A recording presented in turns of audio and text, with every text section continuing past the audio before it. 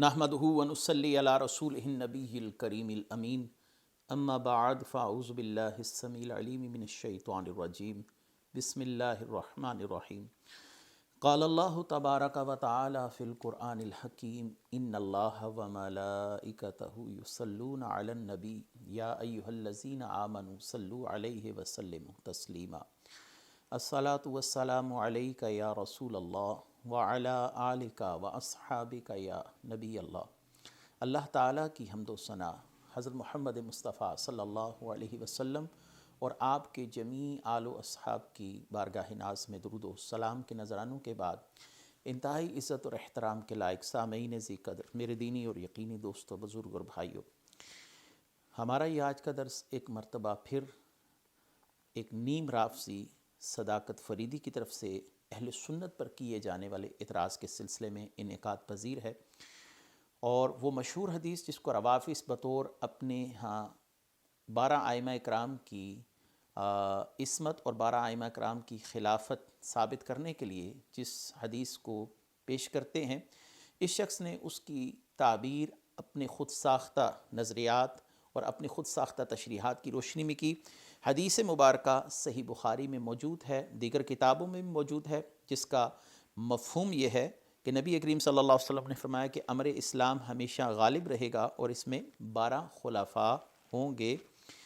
تو یہ 12 خلفاء کون سے ہوں گے؟ صداقت فریدی کا کہنا یہ ہے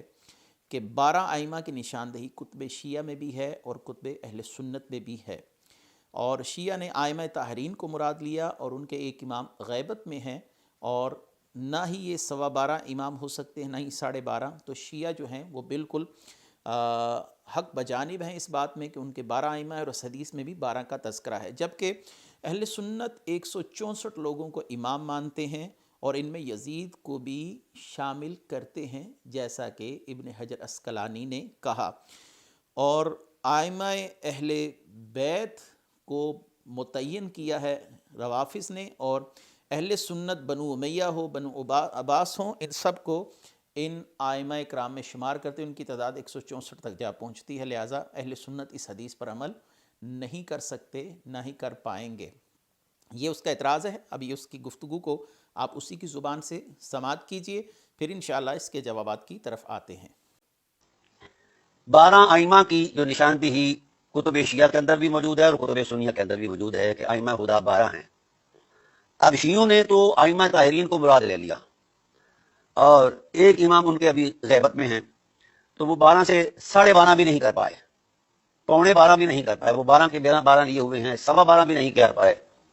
لیکن اہل سنت کے امام جو ہیں وہ 164 امام ہیں، سمجھا گی؟ اور ان میں یزید بھی اہل سنت کا امام ہے۔ جی ہاں، حافظ ابن حجر عسقلانی کو پڑھو اور ائمہ اہل سنت کو پڑھو، اور بنو امیہ کے سارے 28-27 جتنے بھی ہیں سارے ائمہ اہل سنت ہیں، بنو عباس کے جتنے بھی ہیں، اور اس کے بعد جب تک یہ خلافت کا ایک تصور قائم رہا، خواہ وہ ٹیمپریری رہا، وہ سارے آپ کے ائمہ ہیں۔ تو یہ جو 12 ائمہ والی نص آپ پیش کرتے ہیں، آپ پیش نہ کیا کریں، کیونکہ اہل سنت کے امام اب 12 نہیں ہیں، کئی 12 ہیں، ٹھیک ہے نا؟ 12 کو کئی 12 سے ضرب لگ چکی ہے۔ آپ نے اس کی گفتگو کو سماعت کر لیا۔ یہ بالکل جھوٹ ہے، دجل ہے، بددیانتی ہے، فریب ہے کہ اہل سنت کے ہاں یہ لوگ متعین ہیں اور ان میں یزید بھی شامل ہے۔ سب سے پہلے میں آپ کے سامنے امام اہل سنت مولانا الشاہ احمد رضا خان فاضل بریلوی رحمۃ اللہ علیہ کے فتاوی رضویہ کا حوالہ پیش کر رہا ہوں۔ یہ جلد 29 ہے، صفحہ 216 ہے۔ اعلیٰ حضرت عظیم البرکت رحمۃ اللہ علیہ اسی حدیث مبارکہ کی تعبیر اور تشریح کے حوالے سے اکابرین کی تصریحات بیان فرما رہے ہیں۔ وہ یہ ہے کہ اصل یہ ہے امور غیب میں اللہ و رسول صلی اللہ تعالی علیہ وسلم جتنی بات بیان فرمائیں اتنی یقیناً حق ہے، اور جس قدر ذکر نہ فرمائیں اس کی طرف یقین کی راہ نہیں کہ غیب بے خدا و رسول کے بتائے معلوم نہیں ہو سکتا۔ لہٰذا اس حدیث کے معنی میں زمانہ تابعین سے اشتباہ رہا۔ محلب نے فرمایا، آگے فتح الباری کا حوالہ وہی ابن حجر عسقلانی جس کا اس نے نام لیا، انہی کی فتح الباری سے میں آپ کے سامنے کتاب الاحکام ہے حوالہ پیش کروں فتاوی رضویہ کے حوالے سے۔ فتاوی رضویہ میں فتح الباری کا حوالہ ہے، میں آپ کے سامنے عبارت پڑھ رہا ہوں۔ لم القی احدا یقطع فی ھذا الحدیث بمعنى یعنی محلب کہتے کہ میں نے کوئی ایسا نہ پایا کہ اس حدیث کی کوئی مراد قطعی بتاتا، اس حدیث کی تعیین میں وہ افراد کون ہیں وہ کسی سے مجھے معلوم نہیں ہو سکی۔ دوسرا حوالہ قاضی ایاز مالکی جنہوں نے شفا شریف لکھی، وہ شرح مسلم کے اندر کیا فرماتے ہیں؟ وہ فرماتے ہیں وَقَدْ يَحْتَمِلُ وَجُوهًا أُخَرَى وَاللَّهُ أَعْلَمُ بِمُرَادِ نَبِيهِ صلی اللہ تعالی علیہ وسلم، یعنی اس کے سوا حدیث میں اور احتمال بھی نکل سکتے ہیں، اور اللہ اپنے نبی کی مراد خوب جاننے والا ہے، جل وعلا وصلی اللہ تعالی علیہ وسلم۔ امام ابن جوزی جو مشہور حدیث کے امام ہیں، وہ اپنی کتاب کشف المشکل کے اندر اسی روایت کے حوالے سے ایک بہت ہی اہم بات فرماتے ہیں۔ وہ کہتے ہیں قد عطلت البحث عن معنى هذا الحديث وطلبته في مظانه وسألت عنه فما رأيت أحدا وقع على المقصود به،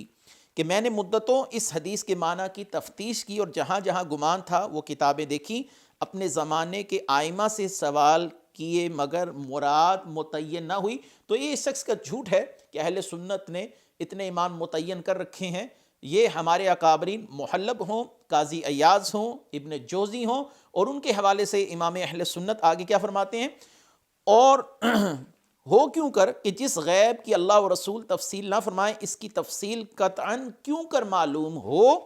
ہاں لوگ لگتے لگاتے ہیں جن میں سے کسی پر یقین نہیں۔ اگر کسی نے مراد متعین کی ہے تو اس پر یقینی طور پر کوئی بات نہیں کہی جا سکتی کہ یہ بات متعین ہے۔ البتہ یہ معیار صحیح ہے کہ حدیث میں جو نشان ان 12 خلفاء کے ارشاد ہوئے جس معنی میں نہ پائے جائیں باطن ہیں، اور جس میں پائے جائیں وہ احتمالی طور پر مسلم ہوگا نہ کہ یقینی۔ یعنی کسی نے اگر نام بھی بیان کیے، خود اعلیٰ حضرت نے نام بیان کیے یا اکابرین میں کسی نے نام بیان کیے، تو واضح ہو کہ وہ معنی احتمالی طور پر ہوگا احتمالی طور پر مسلم ہوگا نہ کہ یقینی طور پر۔ تو اس شخص نے ہمارے سر پر یہ یقینی طور پر بات ڈال دی کہ بنو امیہ کو بھی بیچ میں ڈال رکھا ہے، بنو عباس کو بھی بیچ میں ڈال رکھا ہے، وغیرہ وغیرہ۔ آگے چلتے ہیں کہ جن لوگوں نے اس روایت سے یزید کو مراد لیا، جیسا کہ اس کا الزام ہے، امام اہل سنت فتاوی رضویہ کی 29 جلد صفحہ 218 پر اس موقف کا رد کر رہے ہیں۔ آپ فرماتے ہیں اسی قبیل سے علی قاری کا یہ زعم باتباع ابن حجر شافعی ہے کہ صدیق اکبر رضی اللہ تعالیٰ عنہ سے آخر ولایت بنی امیہ تک 12 ہوئے، اور ان میں یزید پلید علیہ ما علیہ کو بھی گنا دیا، حالانکہ اس خبیث کے زمانہ کو قوت دین و صلاح سے کیا تعلق؟ یہ حدیث دے کر اس قول کی گنجائش نہ ہوتی، مگر صرف 12 سلطنتیں نگاہ میں تھیں، اور حق یہ ہے کہ اس خبیث پر اجتماع اہل حل و عقد کب ہوا؟ ریحانہ رسول صلی اللہ علیہ وسلم سیدنا امام حسین رضی اللہ تعالیٰ عنہ اس کے دستے ناپاک پر بیعت نہ کرنے ہی کے باعث شہید ہوئے، اور اہل بیت نے اس پر خروج کیا۔ عبداللہ بن حنظلہ غسیل الملائکہ رضی اللہ تعالی عنہ نے آگے کیا فرمایا کہ خدا کی قسم ہم نے یزید پر خروج نہ کیا جب تک یہ خوف نہ ہو کہ آسمان سے پتھر آئیں گے۔